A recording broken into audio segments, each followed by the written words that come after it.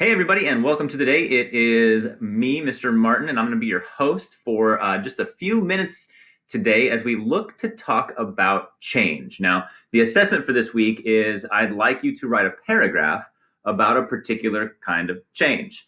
It's about the demographics of Seattle, and in particular, I want you to tell me about how the demographics change with regard to where Japanese families live in the city. So today I'm going to talk to you about sort of like the formula or a structure that you can use in order to talk about change in a continuity and change essay.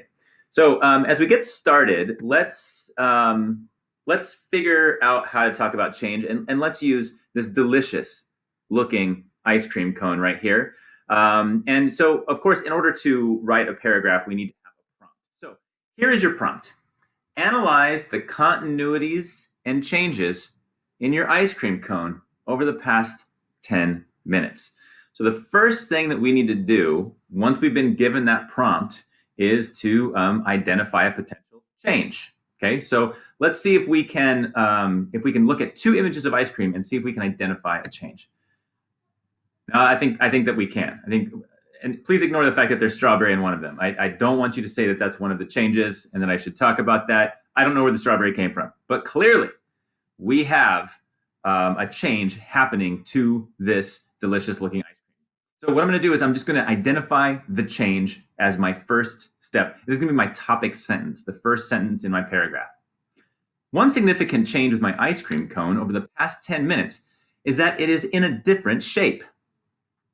Okay, so then step two, once we've identified what the change is, here we have like a different form, a phase change, if you will, for you science nerds out there.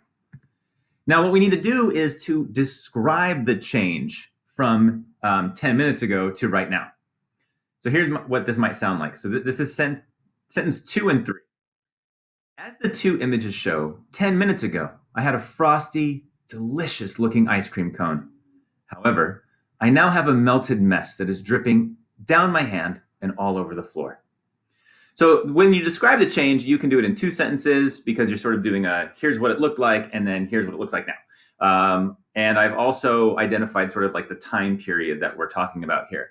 I could condense this into one sentence as well. It might just be a little bit more of a complicated sentence, but it doesn't need to be two sentences. You're describing the change can also be kind of condensed into one sentence. All right, step 3 is you need to say why the change happens. Okay, so explaining what caused the change. It sounds like this. The change was caused by the warm temperature inside my kitchen, combined with my getting distracted by watching TikTok compilations of kids singing that Savage song by Joe Exotic. Okay, so there I've said why the change has happened, why we have the image on the left, and why it changed to the image on the right. Okay, because my kitchen's warm and because I was getting distracted by something. And so there we see the cause of that change. Now, step 4, as I said in an earlier video, there's some options with step 4. And here's where you're going to analyze that change. And you have some different options as far as how to analyze the change that you're talking about in this paragraph. So one of the options that you could discuss is like, is this a significant change? From 10 minutes ago to right now, is this a significant change? Why or why not? Another thing that you could write about is this change part of a larger pattern or process? And how so? How is it a part of a larger pattern or process? In fact, when you're writing essays in the future, this will be sort of a point that you'll need to make anyway. So you can do that here in this paragraph and sort of check that box about connecting it to bigger picture topics. All right, the third thing that you can ask yourself and to analyze the change is, are there significant effects that come from this change? And what are those effects? So not just the change itself, but then are there effects that reverberate outside of the change? And then finally, another way that you can analyze it is you could say, while it is a change, there is also some continuity within the change. Okay, and so what is that? Like the ice cream is still cold, for example. It's changed form a little bit. It's still going to be tasty, as it was a long time ago. It's just going to have a slightly different feel. Still going to be cold. Still going to be delicious, and the cone is still there. So we can talk about some continuities that are within the change.